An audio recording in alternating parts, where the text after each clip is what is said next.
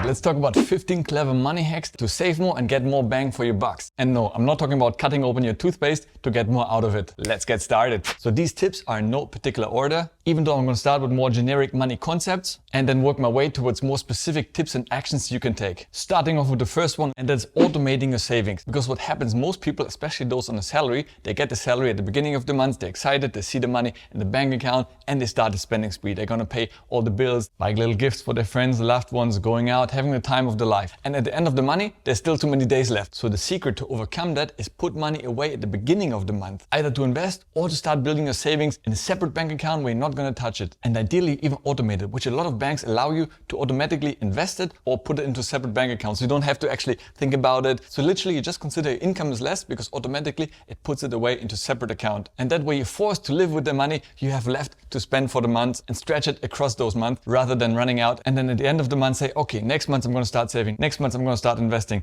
And that day probably will never happen. So that's a good habit to get into. Second big thing is tracking your expenses. I always say, if you can't measure it, you can't manage it. So you need to know how much you spend. And all of us are probably guilty of having too many debit and credit cards. So what happens? You travel, you use one card, you spend in a restaurant, you use another card, maybe you have a business card as well. So you spend across many different cards. And at the end of the month, you actually don't know how much you actually spend. Ask yourself, how much exactly did you spend last month? Do you know the answer? Do you know it for the previous months? Most people actually don't. They have a rough understanding how much they spend, but not really. And that's why I use Curvecard for myself, because Curvecard combines all my different debit and credit cards and gives me a combined analytics so I can see across different categories how much I spend, not just by one bank account, but across different cards and centralizes. And so I can really see it, easily track it, and then put it at the end of the month into my master tracking sheet so I can see over time, how my spending increases or decreases. And that's super, super important. So get onto Curve. If you haven't yet, use the link in my description below. Get €5 to get you started and you're going to love it. It's free of charge. There are different tiers you can upgrade later on if you wish, but you can get started on the free plan, which is really amazing. Next up, try a non-spending day. Now, basically the idea here is try a full day without spending a single euro, dollar, pound, what have you.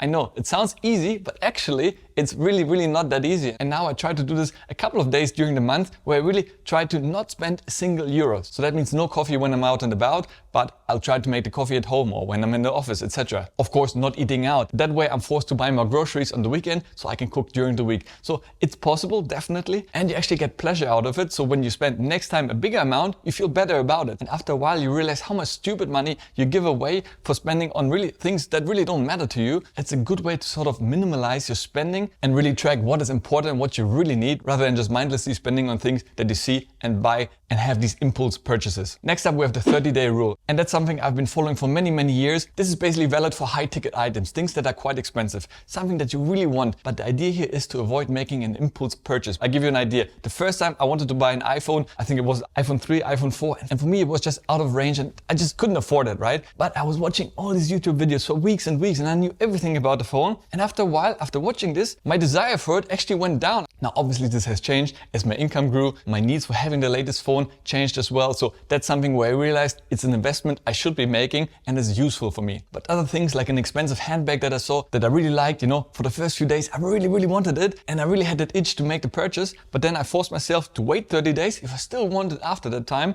I'm going to go ahead and buy it. But guess what? A week later, I wasn't so excited anymore. I saw something else that I thought maybe more interesting. And then again, I just got sidetracked and actually lost the interest to having that bag at all. So that's really powerful, especially for expensive items. Obviously not going to stand in your supermarket in front of the chicken and thinking, okay, in 30 days, I'm going to buy you. Hopefully you have the funds to do these things. I'm really talking about high ticket expensive items. Next up, we have cashback and rewards, and that's so powerful and very few people actually utilize these things. Sadly, in Europe, we don't have too many cashback cards, credit cards like they have in the US and other countries where there's a real culture of that. Slowly though, more and more providers, cards, etc. are coming and offering these things. Usually these are more crypto related cards, but there are definitely ways to maximize your spending. For example, using Revolut, as you know, an app I really enjoy and love, they have something called Revolut Stays. So when you book through them, you get immediate cashback up to 10% on your total booking, which can be quite a huge amount. Myself, as I mentioned, I'm using Curvecard where I'm getting 1% on every transaction. That's because I have referrals, even though that will end eventually and then I can upgrade to another level. I will most likely upgrade to the metal level, which gives me 1% cashback on 6 selected merchants that I choose. And that's amazing. You choose the ones that you most commonly spend money and you're going to get 1% cashback in your chosen currency every time you spend there. Plus, of course, together with my Curvecard, I use Nexo for every single transaction because I get 2% cashback being a Nexo Nexo Platinum member, and that's amazing. The cashback is in cryptocurrency, so that's not in fiat money like dollar, euro or pounds, but in cryptocurrency. And as the cryptocurrency rises over time, that cashback of 2% actually becomes more and more valuable. Imagine the Nexo token doubles in value, all of a sudden it's actually worth 4%, right? So it's really, really powerful, and I think one of the best options, especially for Europeans, as there's not too many other choice. There's Crypto.com and other cards, but they have been cutting down the benefits quite a bit, so I'm really happy with Nexo and I'm gonna stay with them going forward. Next up, we have cooking at home. Now I know that sounds pretty basic, but trust me, my biggest monthly expense is actually eating out. I mean, it's mind-boggling. When I looked at my analytics from my Curve card, actually it's going to the restaurant and food delivery, and you pay such a margin on all these things. And let's be honest, quite often the food actually isn't that good. Usually what you end up doing is ordering junk food, right? I love burgers, I love pizza, so that's what I get. So in terms of nutritional value, it's really not the best. Plus, on top of this, you're gonna be paying a premium to get this. So honestly, I'm not saying never go out. I love going out, trying new food, trying new places and restaurants. Really, really love it. And that's something I enjoy investing in and a kind of luxury to myself. However, I recently started cooking much more at home, and I can see the financial saving plus the enjoyment of learning new recipes and becoming a better and skilled cook. It's really quite enjoyable actually. And lastly, it's probably healthier for yourself, for your body. You know what you put into the dish, and yeah, definitely something that can save you a lot of money down the line. Then in line with cooking at home is actually intermittent fasting. That's basically where you restrict your feeding window to 8 hours, meaning 16 hours of the day you're not eating anything, and only in 8 hours, which usually means 2 meal periods, you can actually eat. Well, obviously I'm not a scientist, but different studies have shown the benefits that can have on your health. Plus, of course, the benefits it can have on your wallet, because you're going to be spending less on food, you're going to be more conscious of what you feed your body, and most likely it's not going to be junk food or some super high sugar food, because that's going to crash you and you're not going to survive 16 hours without eating. So you're going to be eating much cleaner, and that in turn will protect your wallet for sure. Next up is buying an espresso machine. Now hear me out, this is not sponsored by Nespresso. I'm a huge coffee lover. I drink about 5 to 6 coffees a day, and so far there haven't been any side effects. But in all seriousness, I used to go out and buy these coffees in local coffee shops. Now, I do enjoy going there from time to time to work, but if you buy 5 or 6, let's imagine 5 coffees. And now with the price inflation happening as we see it, my coffee costs 4 euros. So you do the math, 4 times 5 a day, that's 20 euros. If I do that every single day, that is 600 euros. Now that's a huge amount. So honestly, do yourself a favor. If you are a coffee lover, invest into a coffee machine. As I said, I love Nespresso, but there are many other brands out there. I buy these capsules for 30 cents. So 5 of those a day is 1.5 euros. So that's a huge difference compared to 20 euros. Next up, utilize sales promotions. Days like Black Friday and Cyber Monday. I used to always laugh at them and say, oh my God, look at all these people hunting for bargains. But then I found myself a few days before Christmas panicking where I'm gonna get these Christmas gifts from. And I always waited until the last moment, and then of course had to go through the rush, run through the malls to get the gifts, and usually end up paying full price for it. Now I really force myself to do the shopping list before, so that on Black Friday I can buy all those gifts for the people, friends, family that I want to buy gifts for, try to get the best deal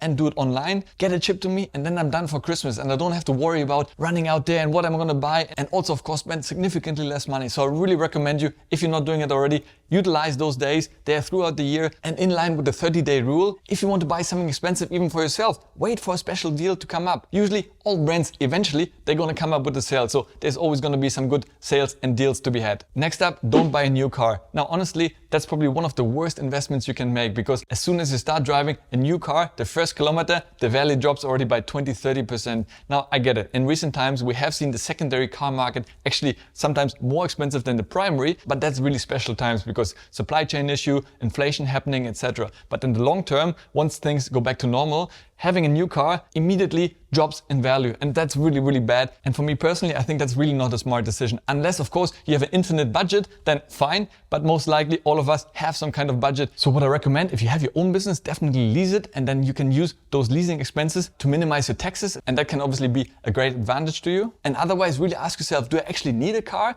Maybe it's once in a while for a long distance trip, well then just rent one. Otherwise, in most cities, you have car sharing options where you sign up to an app and you pay by the kilometer, and that might be way cheaper and less hassle for you to maintain a car. But if you feel you really need a car, then honestly go for a second hand. Even a 1-year-old car is significantly cheaper, will lose less value over time, and will save you a lot of money in buying. Next up, let YouTube be your handyman. Now honestly, myself, I'm not the most gifted when it comes to physical work and fixing things around the house, sinks, etc. in the car, and many times I caught myself calling a handyman to get it fixed, etc. But now in recent times, with prices for handyman and workers going up, I mean, it's mind-boggling. Last time I got a sink fixed for 150 euro. I mean, wow, that's just crazy. And then I realized I could have done it myself. Just go on Google, or even better YouTube, And most likely all the things are there. I learned how to jumpstart a car. I didn't know about this. I was about to call a technician and then I did it myself, just going on YouTube. So honestly, in many ways, we can do things ourselves. You'll be surprised how easy certain things are. Save yourself from some hefty bills